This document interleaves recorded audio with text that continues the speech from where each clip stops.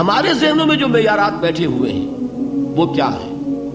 کامیابی پیسے سے ہے، کامیابی جائیداد سے ہے، کامیابی کاروبار سے ہے، کامیابی شہرت سے ہے، کامیابی اقتدار سے ہے. یہ معیارات ہیں. جو جتنا دولت مند اتنا کامیاب، جو جتنا مشہور اتنا کامیاب، جو جتنا پاپولر اتنا کامیاب، جو حکومت پر پہنچ گیا کامیاب، جس نے بڑا کاروبار جما لیا کامیاب، جس نے بہت جائیداد بنا لی کامیاب. یہی ہے اصل میں ساری بس کی گانٹھ. جو تصور کامیابی کا ہوگا اسی کے مطابق آپ کی بھاگ دوڑ ہوگی، اسی کے لیے جد و جہد ہوگی، اسی کے لیے توانائیاں صرف ہوں گی، اسی کے لیے دن رات کی مشقت ہوگی. یہ ہے اصل شے جس کی یہاں نفی ہو رہی ہے. کامیابی دولت سے نہیں، کامیابی شہرت سے نہیں، کامیابی اقتدار اور طاقت اور حکومت سے نہیں، بلکہ کامیابی ہے ایمان سے، عمل صالح سے، تواصی بالحق سے، تواصی بالصبر سے. آپ غور کیجئے اس نقطہ نظر کا، اس ایٹیچیوڈ کا، یہ جو مینٹل ایٹیچیوڈ ہے اس کا بدل جانا ہی انسانی شخصیت کے اندر انقلاب برپا کرے گا. اب آپ کا نتیجہ کیا نکلا؟ اگر تو دولت سے کامیابی ہوتی تو قارون بہت کامیاب تھا، اگر حکومت سے کامیابی ہوتی تو فرعون اور نمرود بہت کامیاب تھے. کامیابی ان سے نہیں ہے. کامیابی انسان دولت میں قارون کی دولت تک پہنچ جائے اور دنیا میں دبدبہ اور اقتدار اور سلطنت اور حکومت کے اعتبار سے وہ نمرود اور فرعون کا مقام حاصل کر لے، وہ ناکام ہے، خائب ہے، خاسر ہے، برباد ہے. اور ابو ذر غفاری کامیاب ہے، چاہے ان کے پاس کچھ نہیں تھا، جھونپڑی تک نہیں تھی، کوئی گھر نہیں تھا. حضور نے فرمایا ہے اللہ کے کچھ بندے ایسے ہوتے ہیں جو کسی محفل میں جانا چاہیں تو انہیں اجازت نہ ملے، جو کہیں اگر رشتہ کرنا چاہے کوئی ان سے رشتہ کرنے کو تیار نہ، کہیں کوئی سفارش کرنا چاہے تو ان کی کوئی بات ہی نہ سنے. لیکن اللہ کے ہاں ان کا وہ مقام ہے کہ اگر بھولے سے بھی کسی بات پر قسم کھا بیٹھتے ہیں تو اللہ ان کے قسم کی لاج رکھتا ہے. یہ ہے فرق. یہ جان لیجیے اچھی طرح. اس بات کا مان لینا آسان، اس پر سبحان اللہ کہنا آسان، لیکن اس کے مطابق آپ کے اپنے ذہن کا بدل جانا بہت مشکل. اس لیے کہ ہم متاثر ہوتے ہیں اپنے ماحول سے. وہ بڑا محل ہے، دیکھ کر ایک دفعہ جھجری آتی ہے، وہ بڑی سی 20 فٹ لمبی کار سناٹے کے ساتھ آپ کے پاس سے گزر گئی.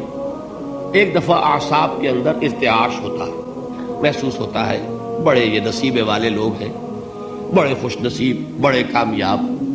حالانکہ کچھ معلوم نہیں کہ یہی سب سے بڑی بد نصیبی ہو سکتا ہے کہ یہی سب سے بڑی ناکامی ہو. اگر ذہنوں میں یہ بات بیٹھ جائے کامیابی کس شے سے. یہی وجہ دیکھیے قرآن مجید میں بارہا آپ دیکھیں اولئک هم المفلحون، یہ ہے لوگ کامیاب ہونے والے. آج یہ آپ نے نماز میں وہ آیات سنی، یا ایھا الذین آمنوا ارکعوا واسجدوا واعبدوا ربکم وافعلوا الخیر لعلکم تفلحون. اے ایمان والو، رکوع کرو، سجدہ کرو، اپنے رب کی پرستش اور بندگی کرو اور اچھے کام کرو تاکہ تم کامیاب ہو جاؤ. تو کامیابی کن چیزوں سے ہے؟ یہ ہے سب سے بڑا سبق.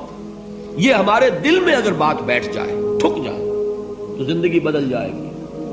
صبح و شام بدل جائیں گے، نقشے بدل جائیں گے، بھاگ دوڑ کا رنگ بدل جائے گا، ویلیو سٹرکچر بدل جائے گا.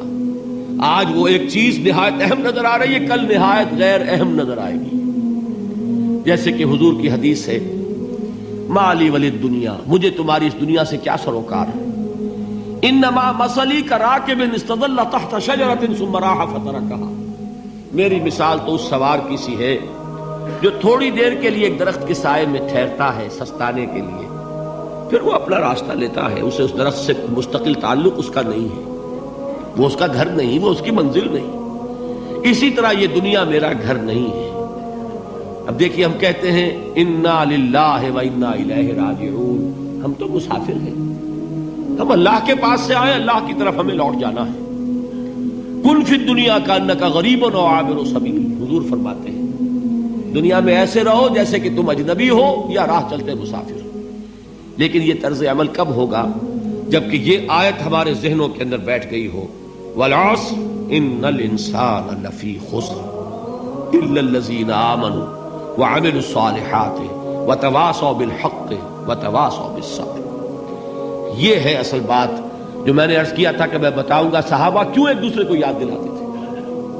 اس لیے کہ دیکھیے جیسے برف باری اگر ہو رہی ہو، آپ باہر نکلیں گے تو برف آپ کے کپڑوں پر جم جاتی ہے نا، تو آپ جھٹکتے ہیں کپڑوں کو تاکہ برف ہٹ جائے۔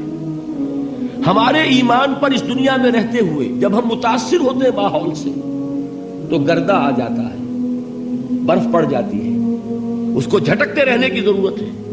اور وہ جھٹکنے کی بہترین اور مؤثر ترین شکل یہی ہے کہ یاد رکھو کامیابی ان چیزوں سے نہیں ہے۔ چمک دمک جو ہے دنیا کی، یہ ساری چمک دمک جو تمہیں رجھا رہی ہے، جو تمہیں اپنے اندر گم کیے ہوئے ہے، یہ لفظ گم پر اقبال کا وہ شعر یاد آ گیا کہ کافر کی یہ پہچان کے آفاق میں گم ہے، اور مومن کی یہ پہچان کے گم اس میں ہے آفاق۔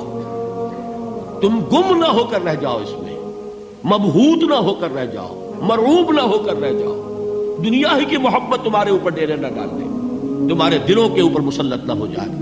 لہذا تازہ کرتے رہا کرو، والعصر ان الانسان لفی خسر الا الذین آمنوا وعملوا الصالحات وتواصوا بالحق وتواصوا بالصبر۔ پھر یاد کر لو، پھر تازہ کر لو اپنے اس یقین کو کہ کامیابی دولت سے نہیں، کامیابی ثروت سے نہیں، کامیابی اقتدار سے نہیں، کامیابی شہرت سے نہیں، کامیابی جائیداد سے نہیں، کامیابی ہے ایمان سے، کامیابی ہے عمل صالح سے، کامیابی ہے تواصی بالحق سے، کامیابی ہے تواصی بالصبر سے۔